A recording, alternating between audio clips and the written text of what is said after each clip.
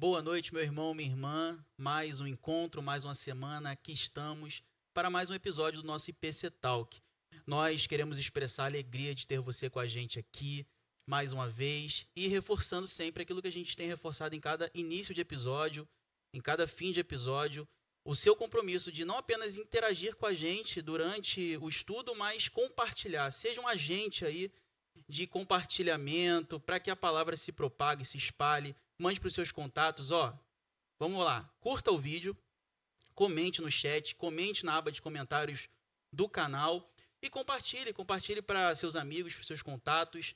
Assim o YouTube entende que o conteúdo é relevante e cada vez mais o próprio YouTube vai divulgar o nosso conteúdo para outras pessoas e você vai estar compartilhando. Pense o seguinte, você vai estar compartilhando do Evangelho.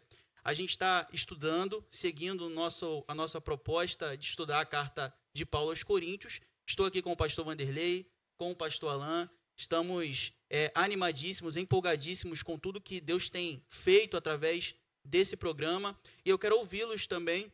Quero ouvir o pastor Vanderlei, quero ouvir o pastor Alain sobre as expectativas, as impressões quanto ao que a gente tem feito e trabalhado aqui em todas essas semanas. A gente começa o capítulo 5 hoje, né? É importante que você acompanhe a gente, porque a gente começa a mexer aqui numa casa de marimbondos, né? Os temas daqui para frente, eles são extremamente difíceis e, ao mesmo tempo, atuais. Então, você que acompanha já a gente desde o primeiro episódio, já estamos no 10º episódio, fique bem atento com a gente, porque daqui para frente é difícil e, como eu falei, é uma casa de marimbondo, é um formigueiro. Se sentar em cima vai ser picado, se levantar vai ser também de alguma forma atingido. Então os temas são desafiadores, irmãos. Fique com a gente. Como diz o Ratinho, a cobra vai fumar.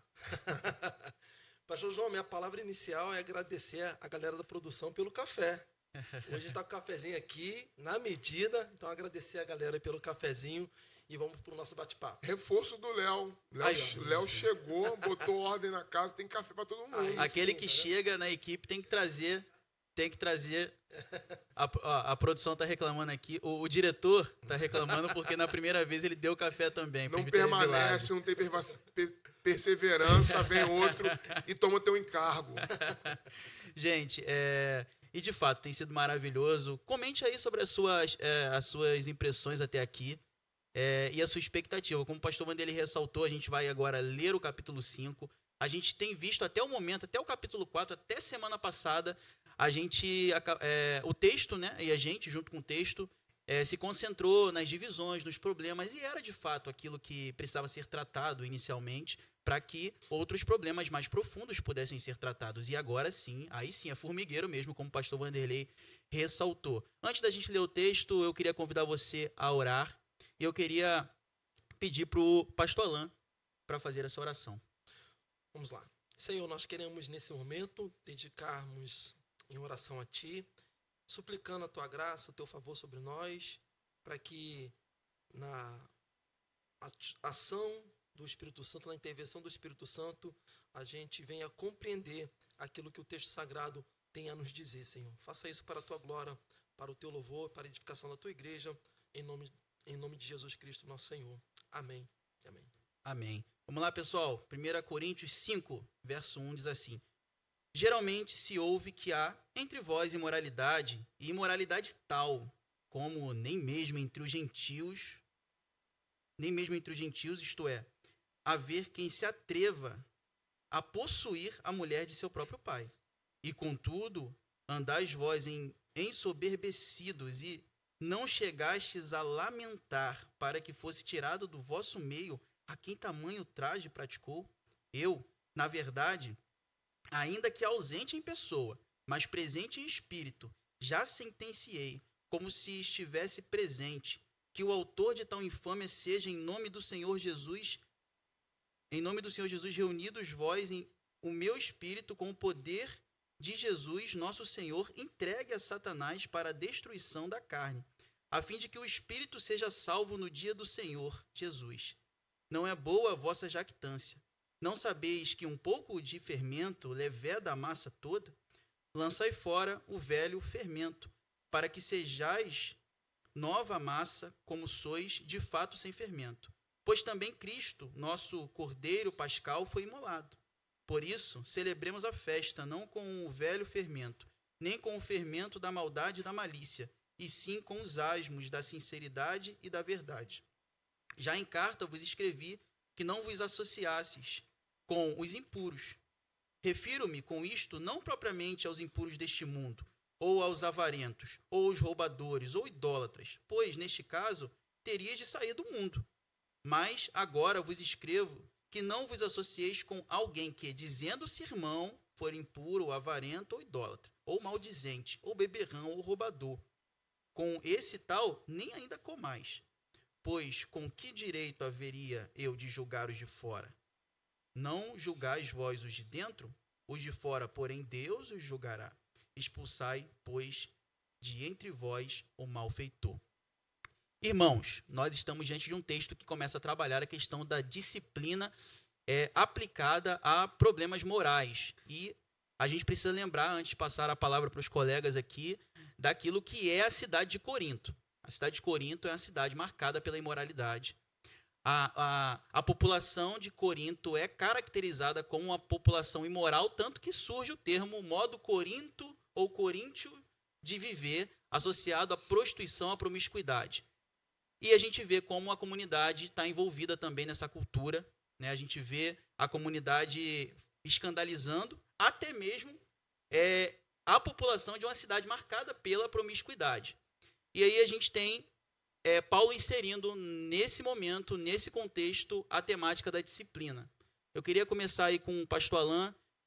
Quais as primeiras impressões relacionadas ao texto e a temática da disciplina, uma vez que Paulo já tratou outros problemas aí de maneira dura, ao mesmo tempo pastoral, né? Como o pastor Alain enxerga esse texto de forma introdutória aí para a gente começar. Então, a compreensão que eu tenho desse texto é que Paulo tem uma preocupação muito grande aqui na questão da tolerância ao pecado. Parece que os coríntios estavam tratando com muita naturalidade as questões sexuais que estavam acontecendo ali, sobretudo esse pecado que, segundo que ele apresenta aqui para a gente, era de conhecimento de todos da comunidade. No entanto, as pessoas estavam totalmente, sem dar importância para aquilo que estava acontecendo naquela comunidade. Então, o apóstolo Paulo, ao perceber essa complacência, essa tolerância com o pecado, então ele, de forma muito veemente, começa a combater aqui e a tratar esse ponto importante que você está apresentando para a gente, na questão da disciplina. E eu me recordo aqui do texto de Hebreus, capítulo 12, que alguns vão argumentar que o livro de Hebreus foi escrito pelo apóstolo Paulo. Nós não temos essa informação, mas o texto de Hebreus 12 trata da disciplina de forma muito clara, que Deus, como pai, ele disciplina todo filho que ama. Então, quando Paulo está tratando da disciplina aqui, ele não está apenas no aspecto negativo da coisa, mas o objetivo dele é levar essa comunidade que está sendo muito complacente com o pecado a uma consciência da sua impureza, mas que ela saia dessa condição e vai agora para uma nova condição, para uma nova realidade, que é uma vida em santidade para o Senhor. Até porque essa santidade, na perspectiva de Paulo, ela também tem uns aspectos que vai ajudar, por exemplo, ao testemunho da igreja no mundo. Então, uma igreja que é complacente com o pecado, ela não vai testemunhar a santidade e a glória de Deus de forma devida por conta dos seus pecados e por conta da sua vida errônea diante de Deus. Então, a disciplina é muito necessária para corrigir o faltoso, mas essa correção tem como objetivo levar uma igreja que viva para a glória de Deus e testemunhe isso ao mundo. É interessante que a gente veja, ao tratar desse tema, né, por isso que eu falei que é formigueiro, para a gente... Vespeiro. Porque, olha, o texto já mostra que a coisa vai pegar para o lado da igreja de Corinto. Veja que Paulo, geralmente se ouve que há entre vós imoralidade. Geralmente se ouve que há entre vós imoralidade. Imoralidade tal que nem mesmo entre os gentios, isto é, haver quem se atreva a possuir a mulher de seu próprio pai. O pastor Alain já começa falando da questão da forma como pacificamente eles aceitam isso. Né? E já é um dado importante para a gente. Mas eu quero ressaltar as palavras de Paulo. Ele fala na mesma frase 2 vezes a palavra imoralidade. E quando você vai para entender o que essa palavra significa no primeiro século, nesse texto, a gente percebe que a palavra imoralidade está relacionada à relação sexual ilícita, adultério, fornicação, homossexualidade, lesbianismo, relação sexual com animais, relação sexual com parentes próximos, relação de homem e mulher divorciados, e além das metáforas ligadas à adoração de ídolos. E quase tudo isso que eu cito aqui como sendo etimologicamente a origem e o significado da palavra está se vivendo na igreja de Corinto. Isso não é tratado nesse primeiro momento, mas paulatinamente Paulo vai tratar. E observe que ele fala imoralidade, que há entre vós imoralidade, e imoralidade tal que nem entre os gentios se vê. A palavra imoralidade é a palavra que dá origem no português à palavra pornografia, porque imoralidade em grego é porneia. Então, o que eles estão dizendo é o seguinte: a porneia, a imoralidade entre vocês, de tal forma e de forma tão grave que os pagãos, que são dados à pornografia, que são dados à imoralidade, que são dados às relações sexuais ilícitas, estão abaixo do nível de imoralidade e impureza de vocês. Paulo, no texto que nós lemos, no capítulo 4 e no capítulo 5, fala que essa igreja é templo de Deus. Sabe, olha que Paulo constrói nos seus argumentos, já nos capítulos anteriores, a base para lhe dar o checkmate aqui. Vocês que são templos de Deus, morada do Espírito Santo, aí agora ele vai dizer, mas vocês aceitam que essas imoralidades estejam presentes no meio da igreja. Quando a gente fala para os dias de hoje, a gente percebe que talvez muitos de nós fiquem, pastor, você fala que está mexendo no vespeiro, está sentando no formigueiro, a igreja não tem esse tipo de coisa. Mas voltemos à origem da palavra. É fornicação, imoralidade, que é porneia, pornografia. E se você entrar em qualquer site, você perguntar como as pessoas estão, mesmo sendo evangélicas, comprometidas e viciadas em pornografia, em sexo pela internet, mesmo de forma virtual, estão claramente também muitos cristãos dentro dessa advertência de Paulo. Porque a imoralidade não é apenas física. Quando o próprio Jesus vai no Evangelho, segundo Mateus, dizer que se você, se eu, se nós, com o nosso coração, com o nosso olhar, desejamos a mulher do outro, nós já pecamos por desejar. Quanto mais se deitar, que era uma prática muito comum entre parte da igreja de Corinto. Então, Paulo bate firme e é preciso que a gente hoje acorde para que esse tipo de vício, para que esse tipo de atitude não tome conta também dos nossos arraiais, das nossas comunidades. Sim, pastor João, fiz uma pesquisa aqui rápida, está desatualizado, obviamente, que é de 2018, uma matéria do G1, dizendo que 22 milhões de brasileiros assumem consumir pornografia e 76% desses números são homens, diz a pesquisa. E isso antes da pandemia. Provavelmente esse número aqui é muito maior, se não o dobro, agora depois da pandemia. E antes da gente passar para os versículos seguintes, um dado interessante ainda em relação a isso é que, inclusive, eu vi num site cristão, uma página cristã, né, que faz uma abordagem em relação ao pecado do consumo da pornografia, de se relacionar com a pornografia, que o domingo é o dia em que há mais consumo. Né? O dia do Senhor, para nós, cristãos, é o dia que tem mais acesso e consumo de pornografia. a gente acaba tendo, quando a gente olha o texto, quando a gente olha textos como esse, a gente acaba vendo como algo muito distante da nossa realidade. E, inclusive, é o ponto que eu quero seguir para ouvi-los, né? Para a gente avançar em relação ao texto. Porque o que o apóstolo Paulo se incomoda aqui, ele se incomoda com o pecado, evidentemente, mas, e aí ele fala, e aí a partir disso a gente fala para todo cristão, para toda a membresia, sobre o perigo da porneia, da imoralidade. Só que o apóstolo Paulo tem um incômodo aqui em especial, que é a questão do passar pano em relação a essa conduta, de não corrigir o problema. E aí, só para a gente avançar, a gente, muitas vezes, liderança, a gente quer que os pecados sejam evitados. E é o correto, a gente quer que as pessoas tratem os seus problemas, lidem com os seus pecados, superem.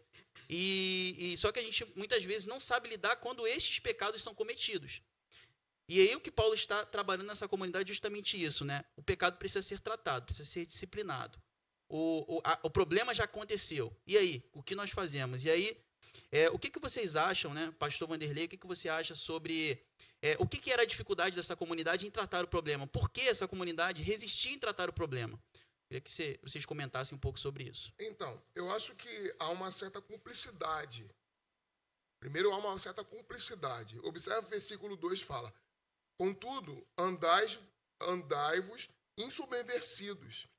Vocês ainda assim se ensoberbecem e não lamentam. Não lamentam, vocês não estão incomodados. Essa atitude da comunidade me parece ser de cumplicidade.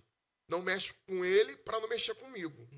Não tenho nenhuma atitude radical em relação a ele para que também eu não venha também ser advertido com o mesmo fervor que o outro é advertido.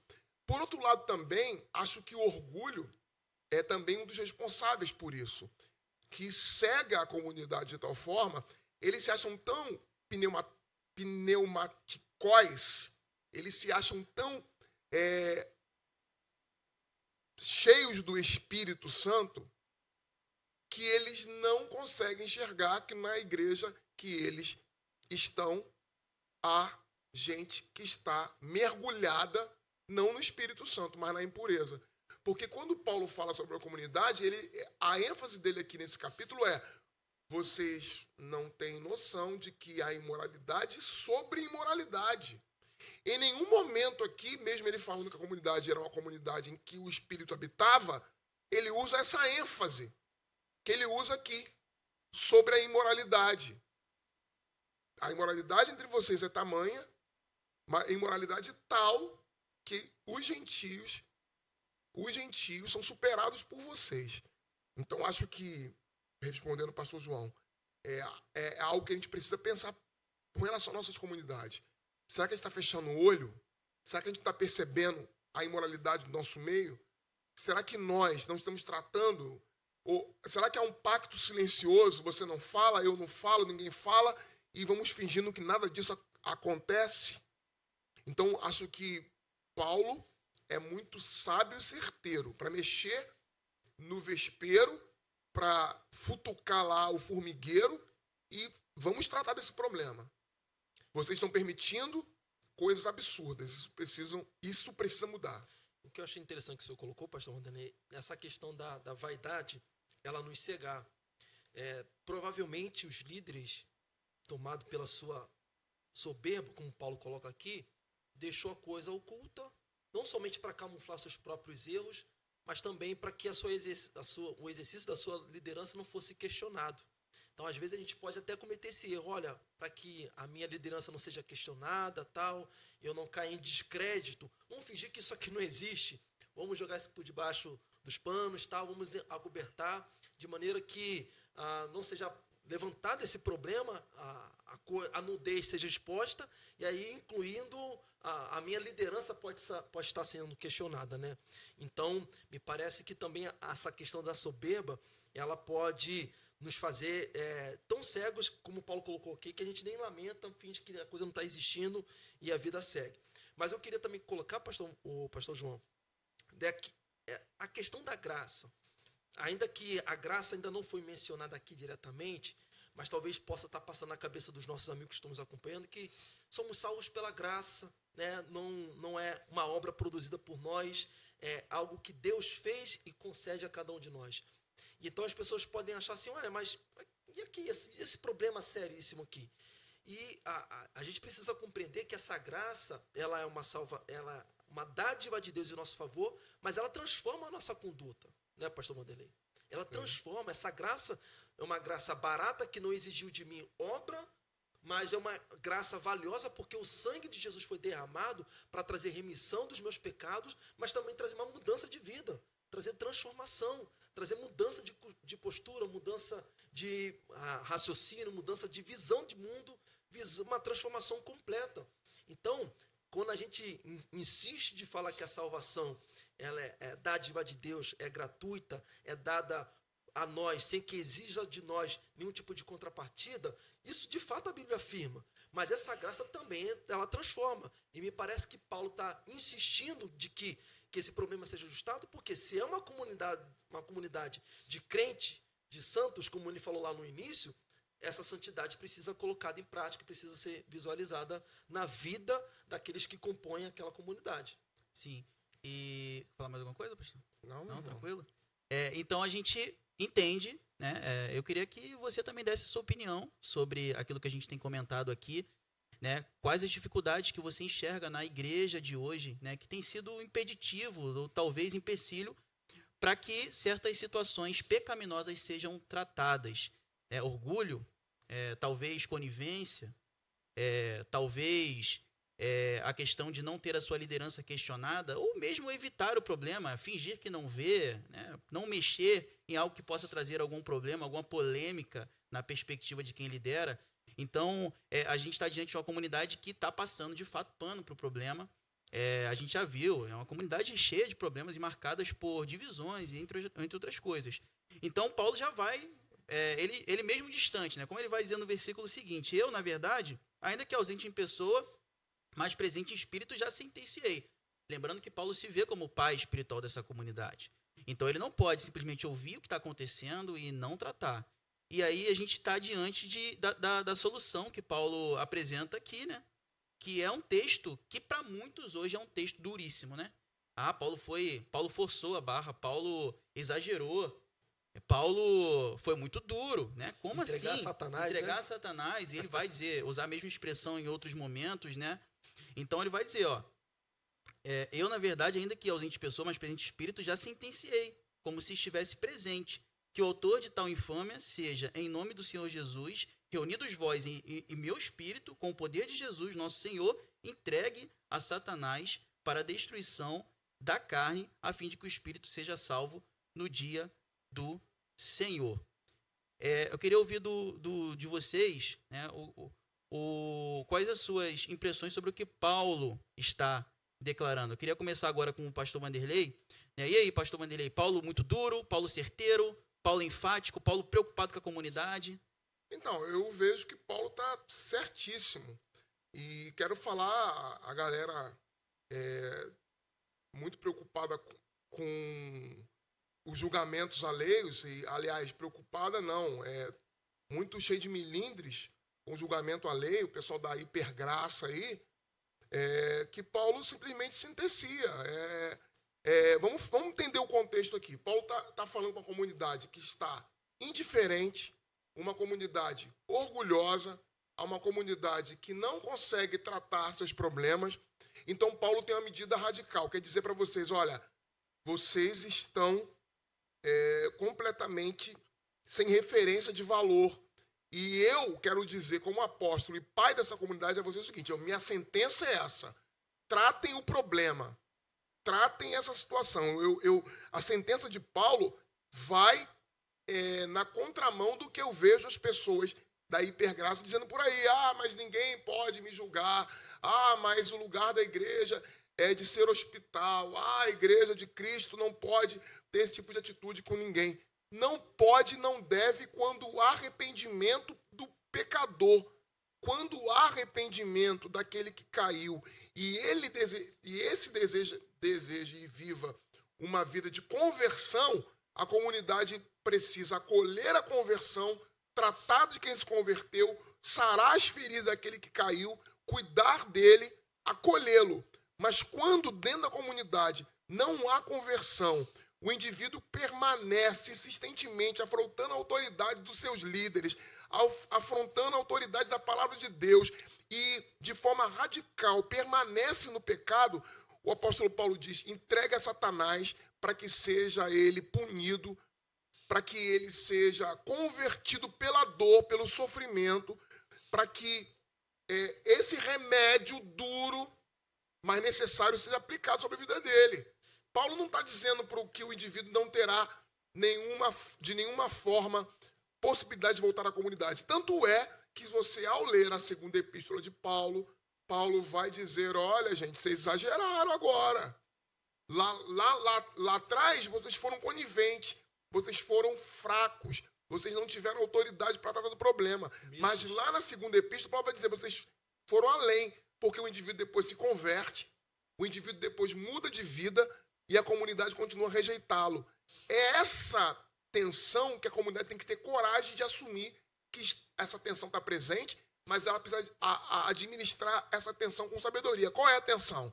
Punir e tratar o pecado, mas também o mesmo pecado que foi tratado, que foi punido, que foi disciplinado, precisa o mesmo pecado, o mesmo pecador ser acolhido quando há conversão. Não, e aqui ainda há manifestação da graça de Deus. É isso que nossos amigos não podem perder de vista, que a disciplina, ela não é algo apenas punitivo. Aqui Paulo deixa muito claro que há finalidade, porque ele diz, olha, a fim de que o espírito seja salvo no dia do Senhor. Então o objetivo de Paulo claramente aqui é que esse indivíduo que está vivendo uma vida de imoralidade, de algo reprovável diante da palavra de Deus, diante da santidade do Senhor, esse mesmo indivíduo, ele passe por alguma circunstância que o conscientize do seu problema e ele, por meio dessas circunstâncias, ele chega à consciência de que ele precisa mudar de vida. É graça de Deus aqui ainda. Deus tem como objetivo salvar esse indivíduo. Então, a disciplina, ela não é algo maléfico, não é apenas algo para punir o indivíduo. Eu ia abrir aqui, mas eu vou demorar um pouquinho para achar, então para a gente não perder tempo. Hebreus vai deixar de forma clara, gente, de que a disciplina, em primeiro instante, ela parece ser algo negativo, algo ruim, mas, o final das contas, o resumo da história, ela é nos levar a uma vida que agrade o coração de Deus e vivamos de acordo com seus princípios e valores. Então, Paulo não está aqui apenas simplesmente para tripudiar em cima daquele indivíduo. O objetivo é claro, é que por meio do instrumento da disciplina, esse indivíduo volte ao caminho, o caminho da palavra de Deus, de viver uma vida em santidade para a glória do Senhor, que ele chegue à consciência de que aquela vida não é a que o Senhor o chamou para viver, e que ele se arrependa e volte a viver para a glória do nosso Deus. Correto. E para a gente avançar, né, a gente pode pegar duas coisas importantes desse primeiro ponto aqui, nesse primeiro momento. O líder precisa ter coragem, o pastor precisa ter coragem para tratar os problemas morais da comunidade. Paulo tem coragem. Paulo é duro, enfático, porque ele ama essa comunidade. Segundo é enxergar a disciplina. Precisamos enxergar, irmãos, a disciplina como a manifestação da graça. A disciplina não é para destruição, mas é para restauração do culpado. E Paulo usa o exemplo, como a gente vai seguir e ver, né, do fermento. Além disso, não apenas pensando no culpado e no faltoso, e o objetivo é restaurar o faltoso, mas Paulo também pensa, e assim também devemos pensar, na comunidade. A comunidade, ela tem importância, o coletivo é importante. Então, ele sabe que se isso é um problema que não é tratado, isso afetará o bom andamento e o desenvolvimento da comunidade. Então, ele usa o exemplo do fermento. O fermento pode levedar a massa toda. Então, ou seja, se nós não fizermos nada, a comunidade inteira também vai achar que está liberado. Isso aí. Falar em termos práticos... Está tudo liberado. Está tudo liberado. Está podendo tudo. A igreja é porta larga. Exatamente. A igreja é porta larga. E a igreja não pode ser porta larga. O caminho que leva a Deus é pela porta estreita. O caminho que leva à destruição é a porta larga. Ou seja, tudo é permitido. Não, quando Jesus, lá no Sermão da Montanha, fala sobre isso, ele não está falando em termos de salvação. Ele não está falando que para ser salvo tem que passar aperto, dificuldade, porque o aperto e a dificuldade que produz salvação. Não é isso. Não é salvação pelas obras. Mas ele diz que o caminho dos salvos é, sim, difícil, de renúncia, de santidade, de compromisso. E, como já foi dito aqui, eu quero enfatizar uma frase que eu acho espetacular do Emil Brunner. Ele fala que a ira de Deus é fogo do seu amor. A disciplina de Deus é o fogo do seu amor. Então, a gente, até quando passa pela disciplina, precisa entender que a disciplina de Deus é para nos levar à cura. A disciplina de Deus jamais é para nos destruir. A disciplina de Deus não é para massacrar o crente. A disciplina de Deus é para levar à salvação. A graça de Deus não pode ser tida como instrumento de iniquidade. A graça de Deus não pode ser transformada em algo que, ao invés de nos levar a um crescimento, nos destrói. A graça não, é para nos restaurar, é para nos dar poder para vencer o pecado. Por isso é que é graça. Então, graça que permite tudo não é graça. Não é graça, fazendo um joguinho de palavras, é desgraça. Verdade, verdade. Eu me lembro de uma história, eu não sei se é verídico, mas quem contou, eu acredito na pessoa, de um quadro que foi pintado por um artista, não lembro o nome do artista, que ele fez um quadro com um pastor carregando uma ovelha em sangue, né? Essa ovelha estava nos seus ombros. E aí muitas pessoas perguntavam por que essa ovelha está sangrando nos ombros daquele pastor. E aí a resposta é de que aquele pastor teve que, de uma forma doída, quebrar as patas daquela ovelha por conta de toda a sua rebeldia, de toda a sua uma conduta equivocada daquela ovelha, para que ela caminhasse mais segura junto ao pastor.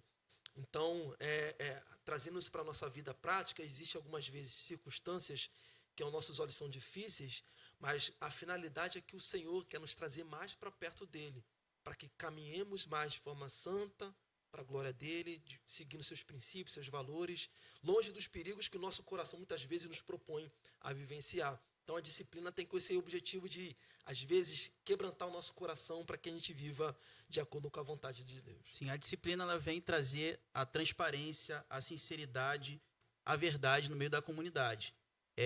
Paulo ele vai utilizar essa figura do fermento justamente como algo que representa a maldade, a mentira, né, aquilo que é obscuro, aquilo que não é tratado, como a gente observa aí a partir do versículo 7, versículo 8. E aí Paulo vai, a partir do versículo 9, ele já vai dizer o seguinte, já em carta vos escrevi que não vos associasseis com os impuros. Então, aqui ele volta novamente a essa questão da imoralidade, da porneia, de tudo aquilo que é associado ao que é imoral, lembrando, diante de um contexto, de um cenário, de uma cidade marcada pela promiscuidade. Só que talvez aquela comunidade pensasse assim, então como é que a gente faz aqui, né? Porque a gente está diante de uma sociedade cuja característica é ser promíscua. E aí Paulo fala, não, olha, não é aos impuros deste mundo, porque senão a gente não vive. É em relação àqueles que, dizendo-se irmãos, aqueles que se dizem cristãos, aqueles que se dizem nascido de novo, e aí a gente tem a chave aqui para lidar também com algumas dificuldades que a igreja de hoje tem.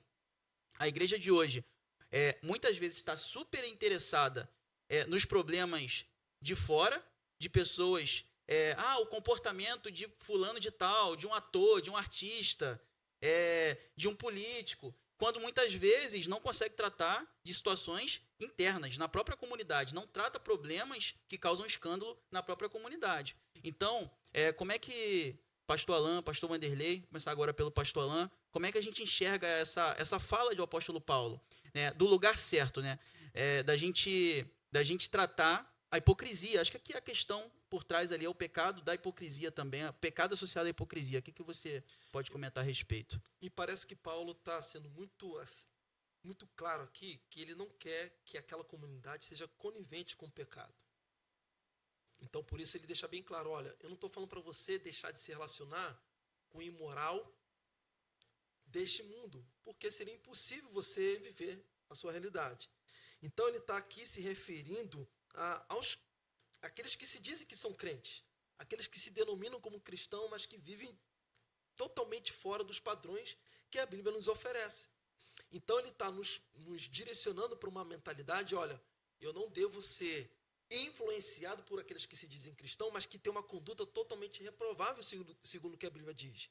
Eu não devo me relacionar nele no sentido de que, na medida que eu sou conivente com o pecado dele, e não há mudança na parte da pessoa, não há mudança de vida, não há uma busca por uma vida direita diante de Deus, eu posso ser influenciado por isso. Esse fermento pode me levar a obter os mesmos hábitos, uma vida talvez semelhante desse pecador, dessa pessoa que está quanto mais na vida de pecado. Então Paulo está dizendo, olha, não se mantenha relacionamento com alguém que não está disposto a viver de acordo com os princípios e valores do reino. Porque isso pode acabar mal para você. Isso pode te influenciar de uma forma que você não vai se perceber mais vivendo uma vida que agrade ao coração do nosso Deus. Então, Do reino, mesmo sendo cristão. Exatamente. Porque exatamente esse é o problema. Porque a gente pensa assim, não se misture com alguém que não está disposto com os valores do reino, e a gente pensa, o fulano de tal que está longe da igreja. Mas o ponto certeiro de Paulo é, com ninguém que não está disposto a obedecer os valores do reino, sendo oficialmente membro do reino. Exato. Porque a sutileza está aí. Porque, pensa comigo, pastor Alain, pastor João, o indivíduo que professa ser cristão e que está no nosso meio, e ele começa a introduzir em nosso meio mentiras, dissensões, hipocrisia, começa a jogar um contra o outro, vai fazendo isso de forma muito sutil. Sabe, eu estou aqui falando, mas porque eu estou preocupado, e isso tem me trazido angústia, mas eu vejo que o irmão já não anda mais entre nós como antes, e começa a disseminar fofoca, e eu percebo que essa liderança do pastor João, ela não está sendo exercida como deveria, e nós vamos engolindo, porque aparentemente está tudo bem, o indivíduo é cristão, está lutando pelo reino, caminha no mesmo exército que nós, só que esse indivíduo já está comprometido com o pecado. O coração dele já está tomado por Satanás para dividir a igreja. Perfeito. Só que nós estamos permitindo que esse indivíduo fale porque ele é irmão. E por isso que Paulo está sendo firme aqui, ele está zelando pela santidade dessa comunidade. E aí, nesse zelo pela santidade, ele está exigindo que as pessoas tenham uma postura firme contra o pecado. E isso é importante para que a gente entenda que o pecado é uma coisa muito séria. E que é exigido de nós uma postura firme contra aquele que está quanto mais ou totalmente submetido a uma vida de imoralidade. Imoralidade aqui a gente está colocando no contexto dos mais variados pecados. Então Paulo está batendo firme aqui para que aquela igreja e nós, cristãos, não sejamos coniventes com o pecado, de tal forma que isso pode nos influenciar e a gente vai perder a nossa vida de santidade diante de Deus. E ele então está batendo nisso para que tenhamos uma postura firme, um zelo pela santidade, tenhamos um zelo assim aplicado na nossa vida em relação à santidade. E para isso vai ser necessário que confrontemos, seja diretamente ou indiretamente, aqueles que estão vivendo uma vida submetida ao pecado. Para a gente caminhar para o final, há também implicações missionárias aqui. Por quê? A partir do momento que eu entendo que eu não devo me relacionar com quem é impuro, se tratando de alguém que é de fora, como eu proclamo o evangelho? Como eu comunico do evangelho? Porque eu sei que ele está no erro, eu sei que ele precisa se consertar, mas a gente sabe também que ele não é capaz de se consertar, que ele precisa do evangelho. A gente precisa estar em contato com o mundo, de tal forma que sejamos agentes de transformação, né? Isso é uma coisa importante. Porque a gente acaba fazendo tudo ao contrário. E aí, com quem a gente tem que estar em contato de fato, sentar à mesa não no sentido de se envolver com aquelas práticas ruins, mas influenciar, tal como Jesus fazia. Jesus percorria lugares e andava com gente que era marginalizada, mas ele era referência ali. As pessoas eram transformadas diante das suas palavras e atos e ações. E esse é o nosso papel também. Então, Paulo orienta muito em função disso. Olha, se vocês abrirem mão de se relacionar com os de fora que são impuros, porque eles são beberrões, porque eles são malfeitores, porque eles roubam, avarentos, por aí vai, vocês não vão conseguir exercer aquilo que vocês foram chamados para exercer, anunciar o evangelho. Mas diante daqueles que, se dizendo cristãos, fazem tudo isso, gente, não dá. É preciso sim tratar de maneira pastoral, mas de maneira enfática o problema. Isso é uma coisa interessante, com base no que o pastor Vanderlei falou, e a gente já encerra cada um com a sua palavra final. É o seguinte, né? A gente vê como Satanás, ele já em Atos dos Apóstolos, vai ser muito mais efetivo nos ataques internos à igreja. É o fogo amigo. É a divisão lá entre cristãos helenistas e judeus, quanto às viúvas. É a questão de Ananias e Safira. É as problemáticas relacionadas ali, como a gente vê na igreja de Corinto, as divisões internas. Então a gente vê como a estratégia do ataque de fora, a gente tem que se preocupar com o que está dentro. Então eu queria, para a gente ouvir as últimas palavras aí, pastor Vanderlei, pastor Alain, né, sobre isso, né? Como reagir aos ataques internos que acabam sendo muitas vezes mais efetivos. Então, a gente precisa, não podemos tratar os que não foram convertidos e não foram justificados como se fossem. Trocando em miúdos. Quando alguém chega na igreja, a gente precisa respeitar as etapas que essa pessoa está na igreja. Quem chega na igreja ainda não passou pela conversão, ainda não foi justificado. Eu não posso exigir dele uma santificação que é resultado da justificação e da conversão. Ele não passou por esse processo. O contrário, eu digo em relação aos crentes. Eles já passaram pela justificação, eles já se converteram, eles têm que viver uma vida santa. Eles têm habitação do Eles Espírito têm que Santo. viver uma vida santa. Não há nenhuma incoerência. Uhum. A igreja é hospital? A igreja é hospital. Só que esse indivíduo já passou pelo CTI, já saiu da UTI, já tá em casa, vivendo, tem que estar vivendo bem. Agora, o cara quer ser tratado como quem está no CTI com 30 anos de igreja, um indivíduo fofoqueiro, um indivíduo malicioso, um indivíduo que fica disseminando contenda no meio da igreja, destruindo a liderança das pessoas, com o olhar acabando com a vida das pessoas. Esse indivíduo não pode estar no meio da comunidade, é o que diz Paulo. Esse indivíduo que está adulterando, não apenas com o corpo, mas com os olhares, com a promiscuidade da língua, esse indivíduo tem que ser banido da comunidade. É fermento. É fermento para apodrecer tudo que está ali presente, para fazer crescer a massa e estragar. Agora, quando alguém está chegando na comunidade, ele carrega todos ainda os hábitos antigos, processos. Exatamente, o erro está aí. O indivíduo precisa passar pela justificação, pela conversão, pela santificação. Agora, o indivíduo que já passou por isso tem que ser cobrado pelas etapas que ele já concluiu. Perfeito. Eu entendo, João, que para combater essas questões que você apresentou aqui, seja dos ataques internos e externos, a gente precisa deixar bem claro a importância da disciplina. A disciplina é algo fundamental na comunidade.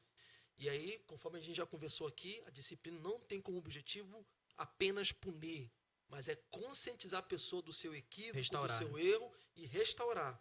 Então, a disciplina é importante porque por meio dela a gente vai manter o zelo pela santidade. Nós iremos valorizar e conseguir dimensionar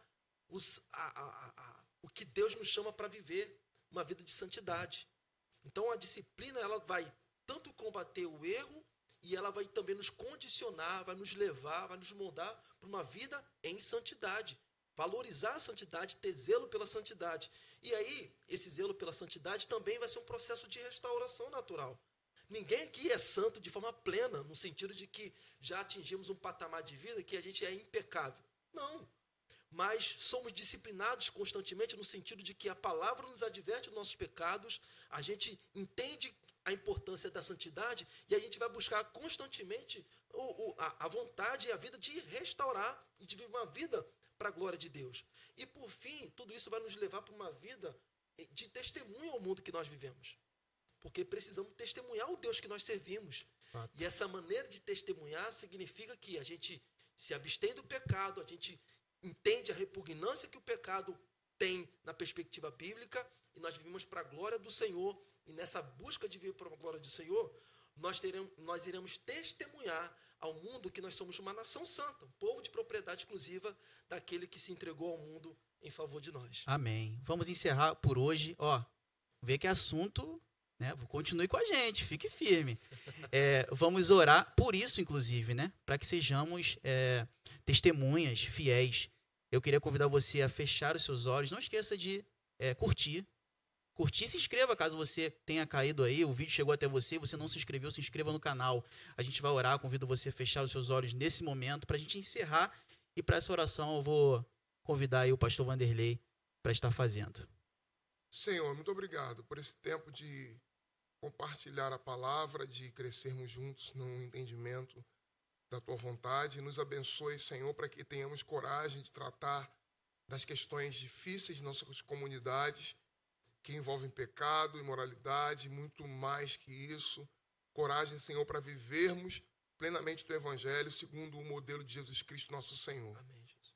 Que por Jesus Cristo e em Jesus Cristo tenhamos a força e o poder necessário, que o nosso caráter seja moldado, que a nossa vida seja transformada, que o nosso coração seja convertido todos os dias à tua palavra, em nome de Jesus é que oramos.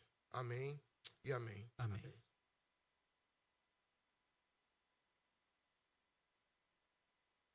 O último agora, 30 minutos.